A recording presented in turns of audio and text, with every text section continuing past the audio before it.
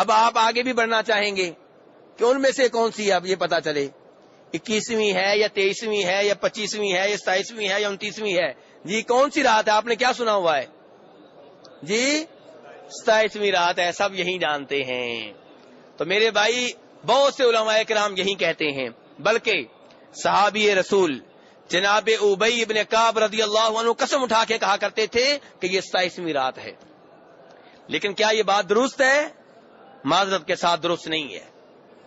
صحیح بات یہ ہے کہ شب قدر ان 5 راتوں میں سے کوئی رات ہے، کبھی یہ ہوتی ہے، کبھی وہ ہوتی ہے، کبھی یہ ہوتی ہے. اب آپ سوال کریں گے پھر صحابی نے قسم کیوں اٹھائی؟ صحابی نے قسم اٹھائی ہے، صحابی کی بات کو کیسے پیچھے کر سکتے ہیں؟ میرے بھائی صحابی کی قسم اور صحابی کی بات سر آنکھوں پہ، لیکن وہ اس سال کے لحاظ سے ٹھیک ہے جس سال وہ 27ویں رات میں تھی، ہمیشہ کے لیے نہیں. اور اس کی دلیل وہ حدیث بھی ہے جس حدیث میں آتا ہے، فرماتے ہیں جناب ابو سعید خدری رضی اللہ عنہ کہ نبی صلی اللہ علیہ وسلم پہلے رمضان کے درمیانے عشرے میں اعتکاف بیٹھا کرتے تھے. کون سے عشرے میں؟ درمیانے عشرے میں اعتکاف بیٹھا کرتے تھے. تو ایک دفعہ جب آپ اعتکاف بیٹھے اور اعتکاف اٹھنے کا وقت ہو گیا، صحابہ کرام سامان اٹھانے لگے، اعتکاف ختم ہونے لگا، آپ نے کہا کہ جس نے میرے ساتھ اعتکاف کیا ہے وہ اعتکاف دوبارہ بیٹھ جائے، کیونکہ مجھے شب قدر دکھائی گئی تھی، پھر بلا دی گئی ہے، اور مجھے امید ہے کہ وہ رمضان کی آخری 10 راتوں کی طاق راتوں میں سے کوئی ایک رات ہے. اور میں نے خواب میں دیکھا ہے کہ اس رات میں سجدہ کر رہا ہوں پانی میں اور مٹی میں. تو جناب ابو سعید خدری کہتے ہیں بارش کے کوئی آثار نہیں تھے، لیکن 21ویں رات کو بارش نازل ہوئی اور میں نے اپنی آنکھوں سے دیکھا کہ نبی صلی اللہ علیہ وسلم نے جب فجر کی نماز پڑھائی، نماز پڑھانے کے بعد ہماری جانب منہ کیا تو آپ کی پیشانی اور آپ کے ناک کے اوپر کیچڑ لگا ہوا تھا، کیونکہ جب رات کو بارش ہوئی تو مسجد نبی کی جو چھت تھی وہ کھجور کی شاخوں سے تھی، تو جہاں کھڑے ہو کے آپ نماز پڑھاتے تھے وہاں سے چھت ٹپک پڑی، پانی کے قطرے گرتے رہے، اور جہاں پہ آپ سجدہ کیا کرتے تھے وہ جگہ گیلی ہو گئی، وہاں پہ کیچڑ ہو گیا، آپ نے وہیں پہ سجدہ کیا اور آپ کی بابرکت پیشانی اور ناک کے اوپر کیچڑ کے نشانات موجود تھے. تو معلوم ہوا کہ اس سال شب قدر کون سی رات تھی؟ 21ویں رات تھی. تو پتہ چلا کہ یہ بات غلط ہے کہ ہمیشہ 27ویں رات ہی شب قدر ہوتی ہے، کبھی 21ویں، کبھی 23ویں، کبھی 25ویں، کبھی 27ویں، کبھی 29ویں. اسی لیے نبی صلی اللہ علیہ وسلم نے جب اپنی زندگی میں تراویح پڑھائی ہیں تو صرف 3 راتیں پڑھائی ہیں.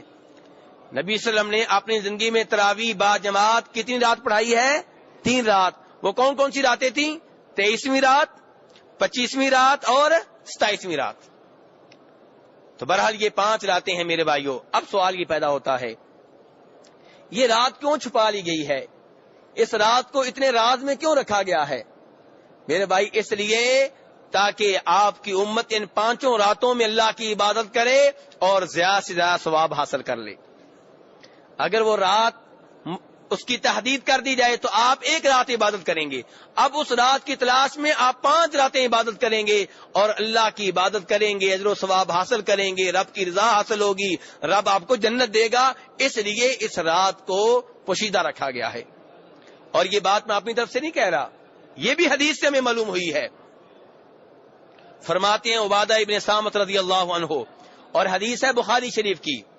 حدیث کس کتاب کی ہے میرے بھائی؟ بخاری شریف کی. کہتے ہیں عبادہ ابن صامت رضی اللہ عنہ کہ ایک رات نبی صلی اللہ علیہ وسلم گھر سے باہر نکلے امت کو بتانے کے لیے کہ شب قدر کون سی رات ہے، لیکن آگے دیکھا 2 آدمی جھگڑ رہے تھے.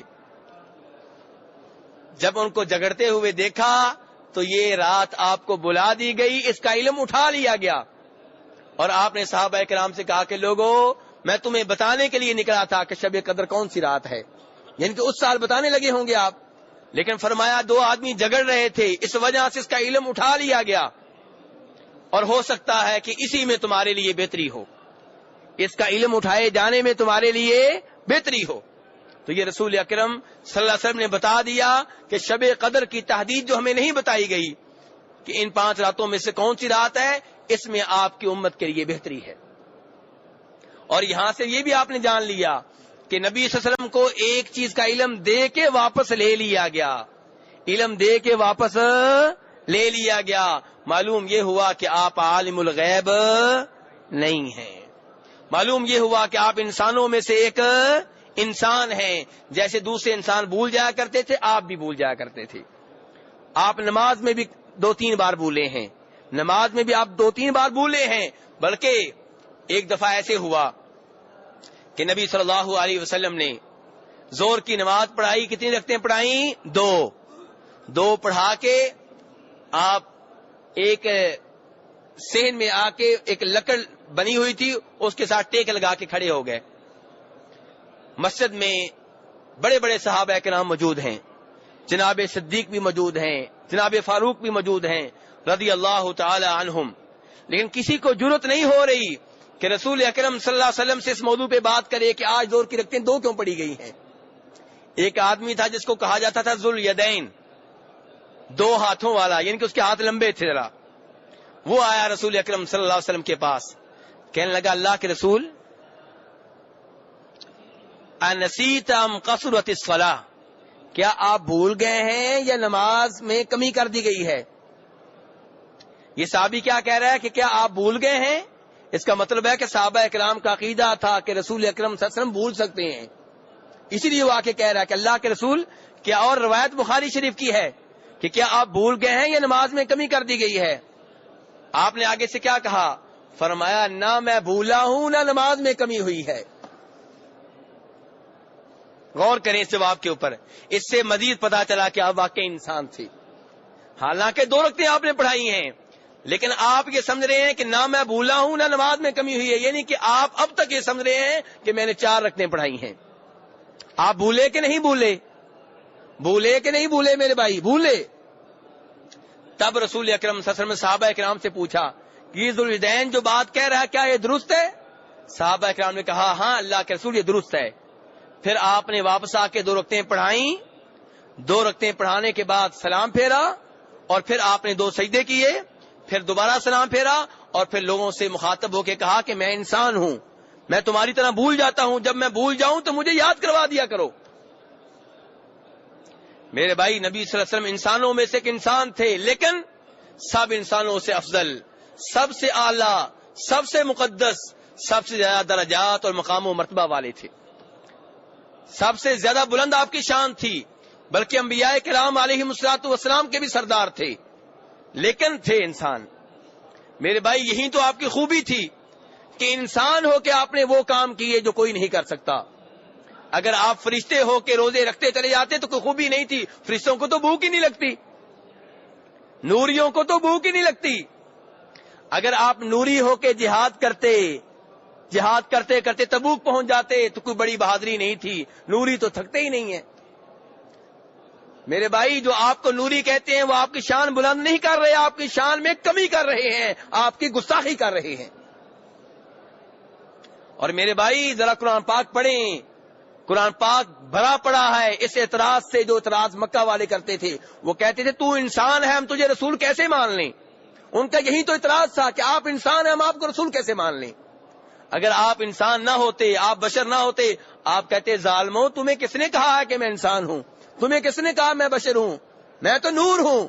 لیکن قرآن پاک پڑھ کے دیکھیں، قرآن پاک کہتا ہے میرے نبی کو بشر ہونے کی وجہ سے ریجیکٹ کرنے والوں، میرے سارے رسول ہی بشر تھے، جتنے بھی رسول آئے وہ بشر تھے۔ اور ایک جہاں پہ فرمایا سورہ نام میں کہ اگر میں کسی فرشتے کو رسول بنا کر بھیجتا تو تم کہتے جی ہمیں کیا پتا یہ کون ہے کون نہیں ہے، ہمارے جیسا تو ہے نہیں ہے، پھر تم نے یہ اعتراض کرنا تھا۔ قرآن پاک پڑھ کے دیکھیں میرے بھائی، قرآن پاک اگر ہم پڑھ لیں، قرآن پاک کے معنی کو پر غور کر لیں تو ہمارے عقائد کی اصلاح ہو جائے۔ شرط یہ ہے کہ قرآن کا ترجمہ، قرآن کی تفسیر تعصب کے بغیر پڑھیں۔ یہ نہیں کہ آپ پہلے ہی طے کر لیں کہ میں نے اس عقیدے کو نہیں چھوڑنا، آپ یہ طے کر کے قرآن پڑھیں کہ جو عقیدہ قرآن نے دیا میں نے اپنا لینا ہے، میں نے اپنے مولویوں کی طرف نہیں دیکھنا، میں نے اپنے ابو کی طرف نہیں دیکھنا، میں نے اپنے خاندان کی طرف نہیں دیکھنا، میں نے گاؤں کے مولوی صاحب کی طرف نہیں دیکھنا، جو قرآن نے عقیدہ دیا ہے اپنا لوں گا، انشاءاللہ آپ کا عقیدہ ٹھیک ہو جائے گا، کیونکہ قرآن پاک ہدایت کے لیے آیا ہے، قرآن پاک گمراہ کرنے کے لیے نہیں آیا۔ تو بہرحال میں کہاں سے کہاں نکل گیا. بات کیا کر رہا تھا کہ شب قدر کا آپ کو علم دے کے واپس لے